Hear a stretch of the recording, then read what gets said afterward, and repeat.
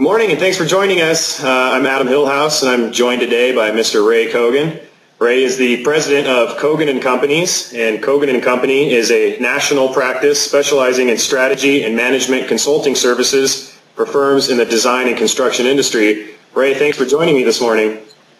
You're welcome. I'm happy to be here. So Ray, if you could just briefly take a moment and give us a quick synopsis of your firm and the work that you do.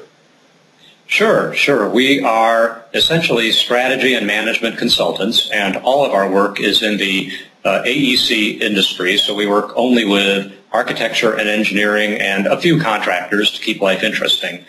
We don't do any work for manufacturing companies or IT companies or accounting or law firms, heaven forbid. So we help firms within our industry and largely within our profession improve the performance of their firms.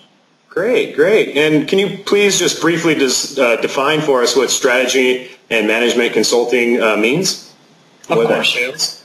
Well, the bulk of our work really is helping firms develop a strategic plan.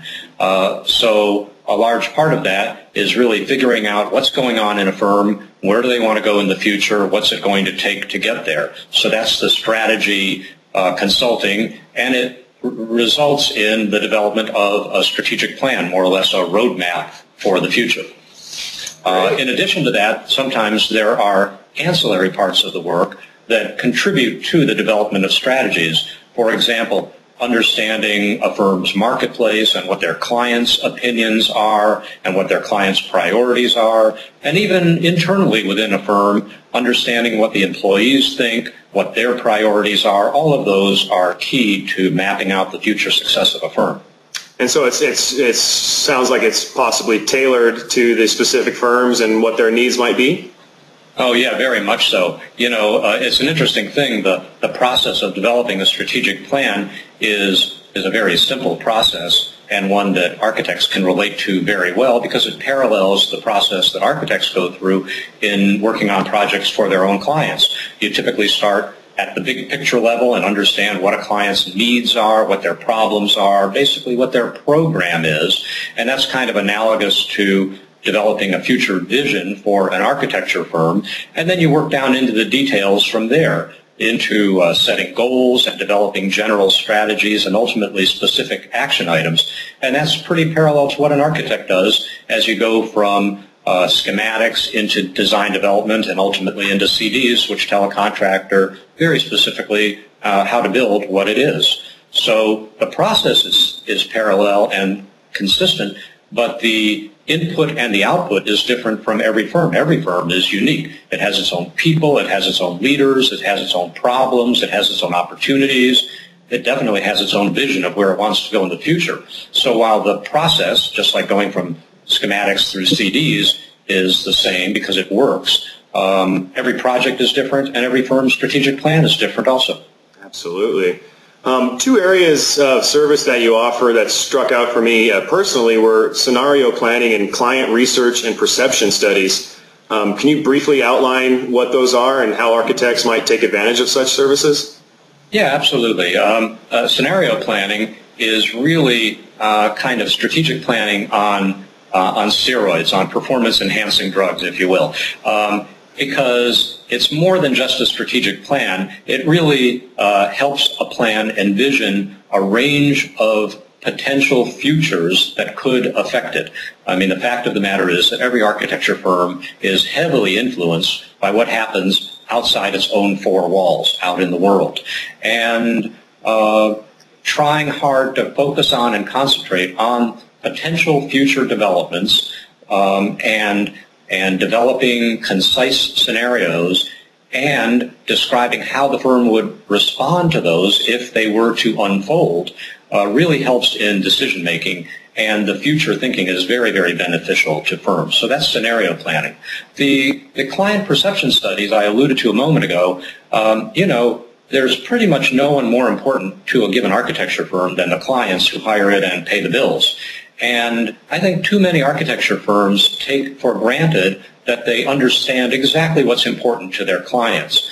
And in my experience, a lot of firms benefit tremendously by asking their clients some probing, open-ended questions about what's most important to them, not just when they hire an architecture or an AE firm, but what are their priorities, what are the trends in their business, and every client has a business, whether it's a corporation, or these days one of the very few developers who are active, or even a public sector agency, a state or local or even federal agency. They have a, quote, business too, and they have trends that affect them, where their money is coming from, where their funding will be derived, what are the impacts on their end users. And having a really good understanding of that is pretty important to planning out the future of an architecture firm. Absolutely, absolutely. That sounds like something that could occur before a project, during a project, and also at the conclusion of a project. Do you have such conversations throughout the life of a project span? You know, even independent of a project, Adam. And in fact, there are advantages to conducting such studies separate from a project. Typically, if you do it during a project, the client's thinking will be more narrowly constrained to what's going on that project. And the intent of these is a little bit more broad, a little more wide-ranging. In other words, in the long term, if you were thinking of developing a strategic plan for the client, what do they envision in their future? Now, it's definitely not fishing for project leads to respond to. It's definitely not looking for work. It really is supposed to develop a deeper understanding of what's most important to the clients, and hopefully from that, what the architecture or AE firm can do to position itself better. Great. Your firm also handles mergers and acquisitions, and that's something that our industry has definitely seen more and more of lately. Is this a new trend for architects? And along that lines, how do you see this trend manifesting itself for the smaller or the medium-sized firm? Well, it's a trend that has been gaining momentum in recent years, and I believe will continue to gain momentum even more so in the coming years, largely due to one primary factor, and that is demographics.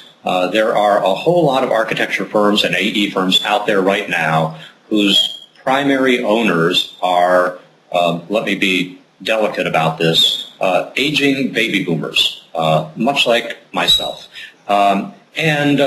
Many of these firms, unfortunately, have not made adequate preparations for leadership succession or for ownership transition.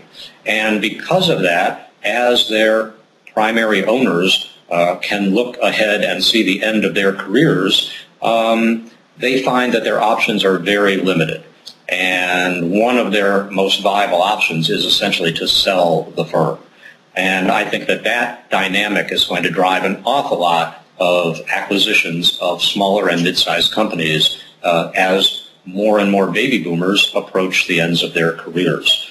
Now, is that necessarily a bad thing? No, not necessarily. It's only a bad thing if the owner is doing it as sort of the option of last resort.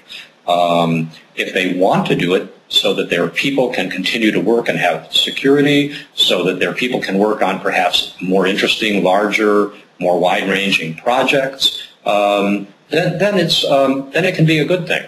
It's only going to be a destructive trend to our industry if architects do it only because they have to do it, not because they want to do it. Gotcha.